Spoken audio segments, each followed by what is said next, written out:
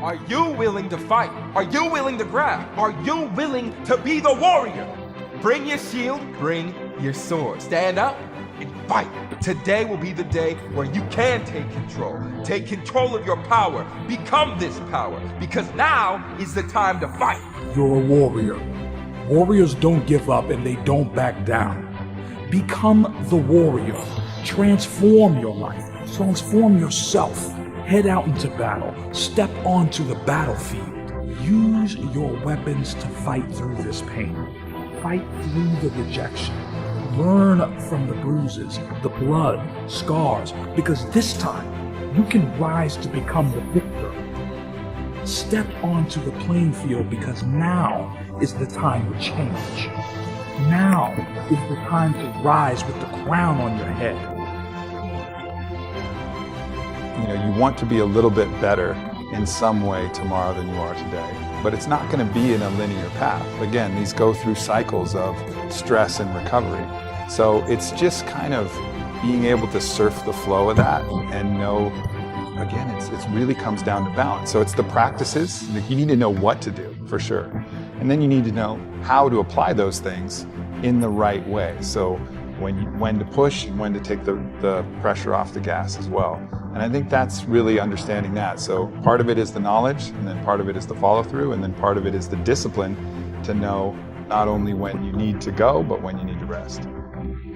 I think it's important to really trust that what you're doing is going to work. What's a day that makes life awesome and makes you, again, a little bit better tomorrow from having done it today? You have to really do the work. Like, you have to back it with hard work. And if you ask Conor McGregor, like, what's the secret to his success? Hard work, hard work, hard work. I don't know if he actually works harder than anybody, but he believes he does. He has no doubts in his mind that he's actually working harder. And that's, I think, important. So really making sure that you really do your best to get the goods, and to practice that, and to go out there and put yourself out there. And then on the other side, what is the antagonist of belief? Well, the antagonist of belief is fear.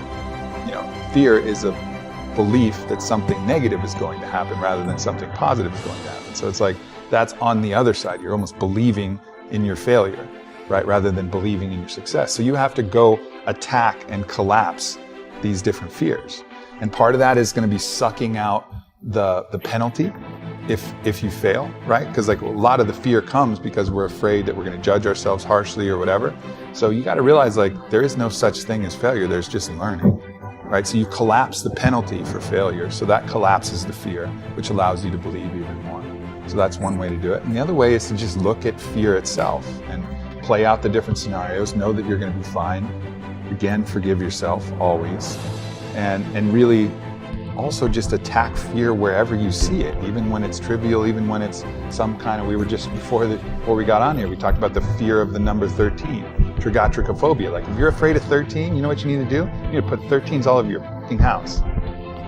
You need to like sit in 13s, you need to go to the 13th, demand to be on the 13th floor of every hotel and every airplane, because you got to get over that shit, because that is telling yourself that there's something irrational that should control you. And if you believe there's something that's irrational that should control you, that will apply universally. So wherever you find fear specifically that's out of balance with actual danger, like, I'm not saying touch a hot stove or put your hand in a rattlesnake cage, like, there's danger there, that's not fear. But 13, no danger, that's not real. So go collapse that, the fear of crickets like I have, or fear of like whatever it is. Collapse fear wherever you see it, and that specific collapse will help with the universal collapse of fear in general. You just got to understand, the only thing that you're responsible for is your best. Like, you can't do better than your best. You just do your best. And if you try to obsess too much, you're not doing your best, you're going to be paralyzed, right? So you have to get as much information as you can, make the most educated choice, make sure that you're not choosing based on ego or emotion or, greed or these other forces that delude you and prevent you from thinking clearly. But if you do your best and you fail, like, what are you going to do? Beat yourself up for that? Like, that doesn't make any sense.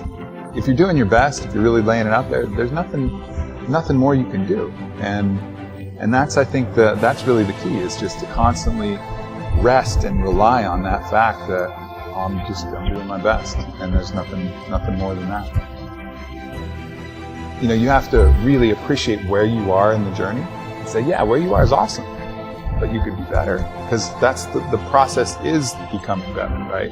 So it's not judging it externally by any other criteria, because every step is good, but the process of striving for more, the process to really unveiling who you are to an even greater degree, to getting cleaner and clearer and more full and more robust and the best version of yourself, like that process is a beautiful process. I think it's one of the reasons why we're here. It feels the best. It feels the best to be continuing on the path. But that doesn't mean that you look forward to a point in the path, say, when I get there, I'll love myself. When I get there, I'll have made it. Like, love yourself where you are, wherever you are. That's awesome. But still strive for more, because the striving is the journey. It's always the striving. If we were able to do like even a fraction of the things we know we should, we would all be badasses, you know? But there's so many things. You talk to people, yeah, I should be doing that. Yeah, I should be doing that. I know I should be meditating. Yeah, I know I should be doing this. I should be eating better. I should be doing this.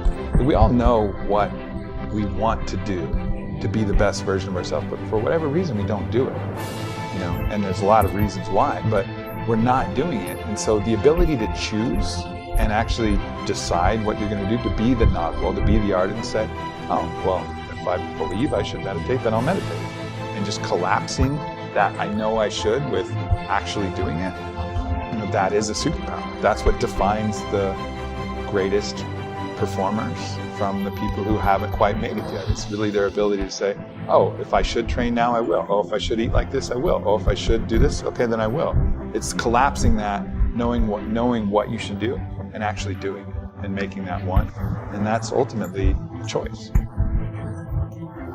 We have way more power than we recognize and what people will tell us that we have. So stepping into that power, deciding for ourselves what we want to do with it. What time is it right now? Look at it. Face it. Stand up to it. What do you see? What did that number say to you? How much of this number have you wasted? Wasted on waiting. Waiting for what? What is it that you're waiting for? How much do you want it? Ask yourself this. What's more valuable, waiting or your time, your power, and your action? This is where your journey starts. This is where you grow, adapt, improve to become the person you admire. This is you. This can be you. Stop failing to respond, to react. This is how you shape your life, how you construct your future. Make this what it is, your success. All this work now are the steps before you break the ribbon at the finish line. This is your opportunity to change. Change towards a better life, towards a life where you are the director, where you are the power that drives you forward to success, the power that defines your life now, that defines your legacy, your future. This is the time to become something more than ordinary, something outside the realm of expected, because you're more than it. You always have been. But in order for you to become this, you need to work. You need to want it so much it pushes you outside your comfort zone. This is where it starts. This is where you become something better than now, where you build a life for yourself, one where you hold the reins, where you make the final cut, where you have that power. You deserve this. You deserve to feel fulfilled, proud and excited for this newfound success you will and can embody. Your future, your legacy, your life can transform into the paradise you've always imagined it could be. Your life can change. Your life can be more than just a place. It can be your future, your success. This change takes courage. It takes courage to stand up and break down the aspects of your life that you know is holding you back. Let your progress be idolized. Let it speak for itself. Let it leave a mark so deep it can never be erased. This dent can have such a positive influence on your life that it can transform your future, transform your life using the potential you know you've always had. Make your life worth remembering. Make it worth the pain it took, the hours it used, the effort put in.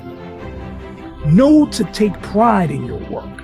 Know that your life can break all possibilities, break all boundaries, and become something beyond any expectations.